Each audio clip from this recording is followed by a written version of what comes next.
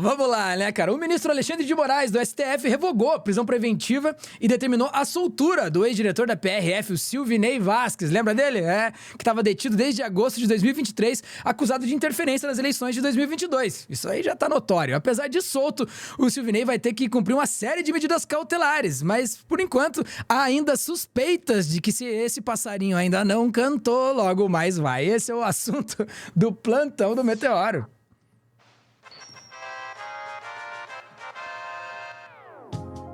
Bem, pra falar sobre isso, estou aqui com Daiane J. Oliveira. Dai, quer dizer que agora o garoto tá com o tornozelo online e roteando.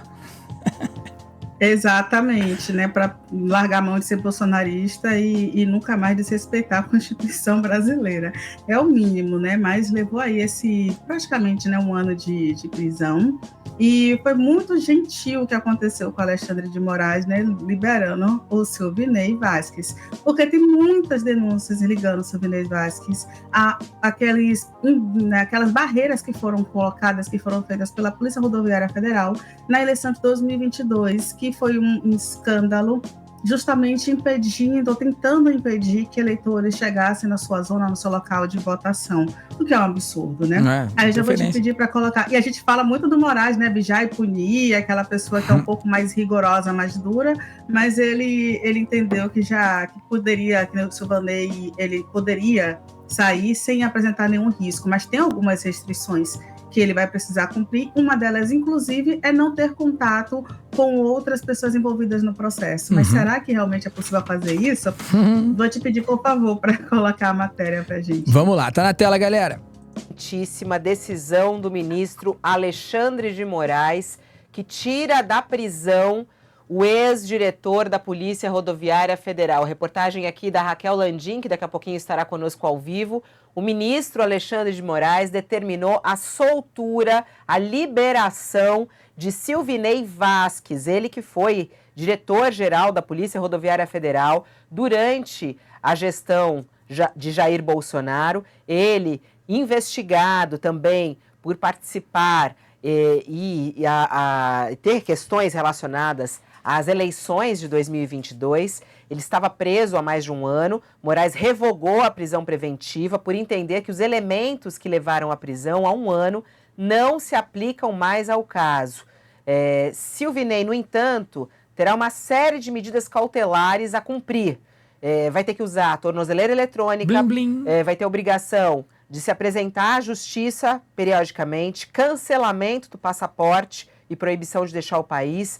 Não pode usar arma de fogo, não pode ter porte, perdeu a posse, né, o porte da arma de fogo, e também não pode utilizar as redes sociais. Silvinei está preso desde 9 de agosto de 2023, então amanhã completaria um ano, e foi justamente por ordem do Supremo Tribunal Federal. Ele foi acusado de tentar interferir no segundo turno das eleições de 2022 para beneficiar o então presidente Jair Bolsonaro.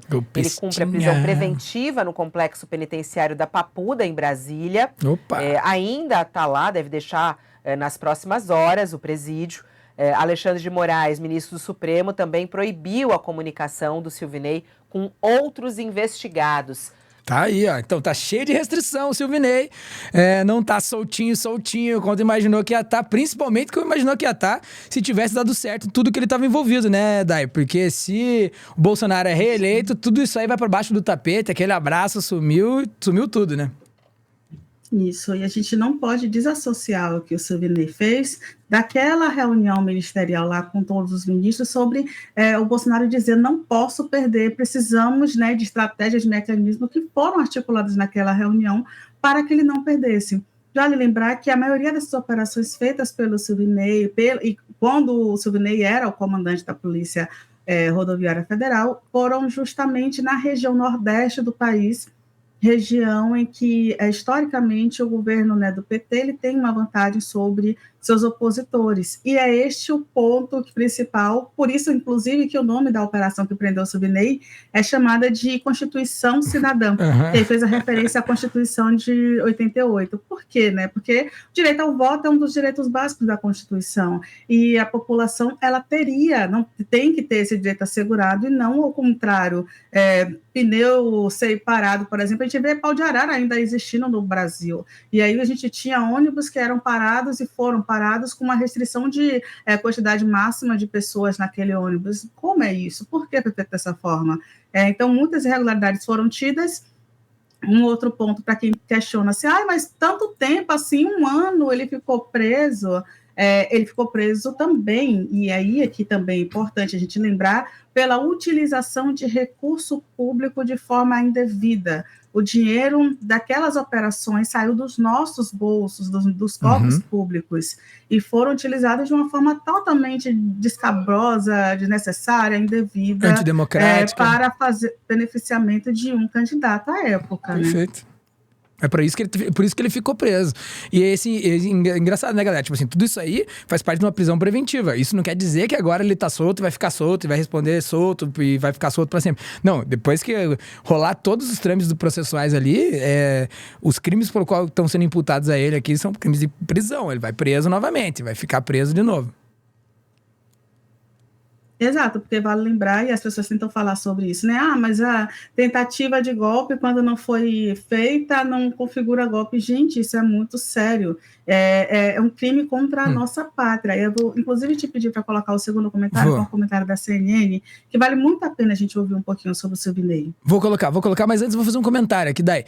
Tipo, na nossa cabeça, quem sabe aqui, na nossa cabeça, na gente que tá aqui falando notícias e lendo essas notícias, e enfim, com a cabeça aberta, com o inconsciente aqui sendo, né, enfim, totalmente bombardeado, né, por informações, assim, um pouquinho fora da realidade ali, a gente talvez ache que tenha como haver algum tipo de cabimento numa desculpinha qualquer sobre o envolvimento dele ou sobre essas ações que ele tomou lá. Na investigação, galera, não tem dúvida nenhuma, cara. Esses caras falam aqui que, tipo, não, nada a ver, era só uma coisa de rotina, papapá. Não, lá tem todas as mensagens da combinada da parada, o que a gente vai fazer, quem que vai parar. Enfim, esses caras foram pegos de verdade, galera. A gente só não tem essa informação aqui agora, né? Não tem o conjunto probatório aqui agora pra mostrar pra vocês, mas tudo isso vai deixar de ser segredo de justiça, tudo isso aí vai rolar. Vamos lá, tá na tela. Professor Marco Antônio Villa, a respeito disso tudo que está acontecendo, acho que a gente está conseguindo dar aqui a grandeza da prisão, a importância da Tá num clima o Villa, hein, cara? Olha só ele. Não por nada, hein, cara? Caramba. Prisão, porque Maestro. É um bolsonarista de primeira hora, escolhido por indicação de filhos do ex-presidente da República. E desculpe parar de novo, mas, cara, ouvir isso na CNN é até estranho, né? Um diretor-geral da PRF que manifestou preferência política em rede social no exercício do cargo, que foi chamado no domingo das eleições pelo ministro Alexandre de Moraes para interromper aquelas blitz aparentemente amalucadas feitas nas estradas dos estados do Nordeste, onde Lula tinha mais vantagem em relação a Bolsonaro, indo para a cadeia, suspeito e acusado, professor, de tentar trabalhar por um esquema que queria levar a eleição na mão grande. É muito grave, né, professor? Bom dia. Bom dia, Colombo, bom dia a todas e todos que nos acompanham. É verdade, a obra que ele foi fiscalizar é essa, de fraudar as eleições, né? Então, o dirigente da Polícia Rodoviária Federal, e você analisou muito bem, a PRF estava no governo Bolsonaro desempenhando funções que não são da Polícia Rodoviária Federal, isso foi denunciado à época, e no episódio em tela, no dia 30 de outubro, no segundo turno, foi claro o que aconteceu. Eu estava acompanhando toda a programação da CNN e me lembro muito bem, você ressaltou, a estranheza que todos estavam tendo com aquela fiscalização atípica, né? Que claramente fazia parte de um processo de fraudar as eleições. Passava por isso, pelo ataque às urnas eletrônicas, tentar invadir as urnas eletrônicas, tudo mesmo bolo, que galera. Nós assistimos. Portanto, a prisão é mais que justificada, porque solto ele poderia continuar realizando os crimes, eventuais crimes, coagir testemunhas e destruir provas. Cumpriu-se, portanto, o ordenamento legal. Eu gostei muito do título da operação, por fim. Constituição Cidadã, que é uma passagem do célebre discurso de Ulisses Guimarães, no dia da promulgação da Carta Presidente da Assembleia Nacional Constituinte, no dia 5 de outubro de 88, em que ele disse que a Constituição era a Constituição Cidadã e concluiu: traidor da Constituição é traidor da pátria. Tá aí, ó. Vindo até do passado pra vocês aí, o papo reto, né, cara? Não tem jeito, galera. Então, tipo, não tem bolo. Vamos lá. E um detalhe, né, exatamente o ponto importante é que o Ministério Público Federal, como você bem lembrou, Samazo, aponta o Vázquez como um elemento importante no esquema criminoso. E quando eu uso o esquema criminoso, o Ministério Público Federal informou assim a Justiça. E a nota, na época, informa que os elementos de convicção reunidos não permitem concluir que sua atuação se limitou a atividades meramente burocráticas. Na verdade, Silvinei Vázquez foi um dos principais articuladores do esquema criminoso que jamais teria se consumado sem sua intensa colaboração, seja diretamente ou por intermédio de seus subordinados. Então, é por isso que ele ficou um ano preso, né? E é por isso que ele vai continuar com todas essas restrições, sem poder usar rede social. Isso para um bolsonarista é realmente complicado, sem poder falar com os amiguinhos que estão envolvidos no processo. E outro ponto, sem a arma, que isso para um policial federal também é literalmente a morte. Então, ele realmente perdeu também o porte de arma, que é um dos pontos assim que eu acho que machuca um pouquinho o ego do policial federal bolsonarista com o discurso dele, viu? Tá aí, né? Tá com o Starlink agora funcionando aqui no tornozelo. E tem mais uma coisa, eu li hoje na coluna do Sakamoto, que o Sakamoto que lançou essa aí, cara, que muito provavelmente, ou quem sabe, o Silvinei pode ter delatado, hein, galera? Né? No inquérito desses atos golpistas que engloba tudo isso que o Vila tava falando aqui agora, né? É uma coisa interligada, é um grande crime continuado, é um grande concurso de crimes, galera. E a gente vai ver todos esses caras pagando por isso. Vamos não, Dai? Vamos, com toda certeza. Então, fechou. Daqui a pouco a gente volta para mais um Plantão do Meteoro. Estive aqui com Daiane J. Oliveira. Dá uma olhada no trampo dela aqui em Daiane J. Oliveira. Tava olhando ali, ó. Tá ali no lance. E não se esqueça de conhecer a TV Cringe Brasil. Olha só.